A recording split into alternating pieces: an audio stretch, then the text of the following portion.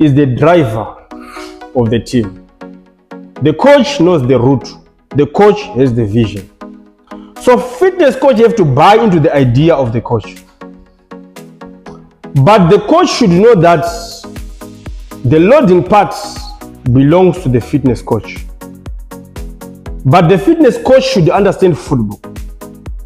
Don't try to be given the responsibilities when you don't understand what football is. So you are trying to bring the vision of the coach into life.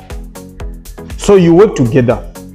But it is you as an assistant coach, fitness coach, to first understand, go and ask and understand the picture and the vision of the coach.